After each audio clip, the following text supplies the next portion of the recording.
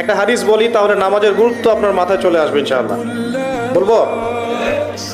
হাদিসটা কঠিন।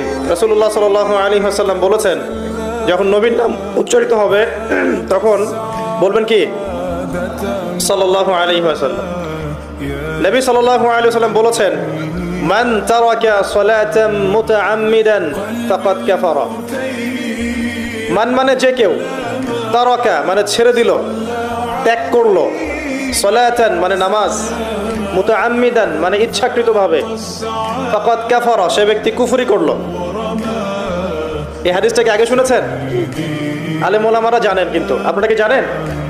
মান তারাকা সালাতাম মুতাআম্মিদান ফাকাদ কাফার, যে ব্যক্তি ইচ্ছাকৃতভাবে বিনা ওজরে, কোনো ওজর নাই, ইচ্ছাকৃতভাবে নামাজ ছেড়ে দিল, ত্যাগ করলো, সে ব্যক্তি কুফরি করলো।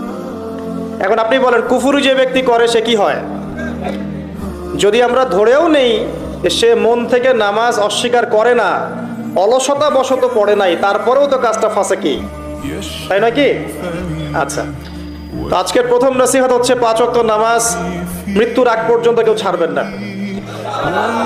আমার সাথে ওয়াদা করেন যে ইনশাআল্লাহ আগামী যতদিন বেঁচে থাকবো 5 ওয়াক্ত নামাজ জামাতে পড়ার চেষ্টা করব, যদি জামাত না পাই একা পড়ার চেষ্টা করব।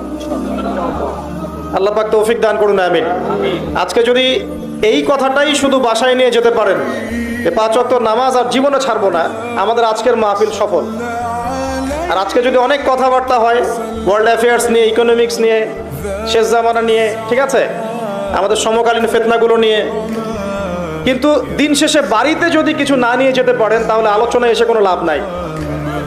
এই ছবি তোলাতুলি, ভিডিও করা, হ্যাঁ, স্লোগান দেয়া, আইওয়াজ শোডাউন করার মধ্যে কোনো ফায়দা নাই। ফায়দা কিসে? কদ আফলাহা মান যাক্কাহা। আল্লাহ পাক সূরা শামসের মধ্যে বলছেন, কদ আফলাহা, সে ব্যক্তি সফল হয়ে গেল। সে ব্যক্তি সফল হয়ে গেল মানে সে জান্নাতে চলে যাবে ইনশাআল্লাহ। কে? মান যাক্কাহা, যে ব্যক্তি তার নফসটাকে, তার এই যে কলব, এটাকে পরিশুদ্ধ করতে পেরেছে, সে ব্যক্তি সফল হয়ে গেল। ওয়াকাদ খাবা মান দাসাহা, আর যে ব্যক্তি তার নফসটাকে পরিশুদ্ধ করতে পারলো না, সে ব্যক্তি ধ্বংস হয়ে গেল। নফস কিভাবে পরিশুদ্ধ হবে, এটা আমাদের আজকের আলোচনার টপিক। তার আগে আমরা বলি, 5 ওয়াক্ত নামাজ ছাড়া নফস কখনো পরিশুদ্ধ হবে না। আজকে আমরা অনেক যদি আলোচনা করি, বাসায় কিছু নিয়ে যেতে না পারি, তাহলে আলোচনার কোনো লাভ নাই, কোনো ফায়দা নাই।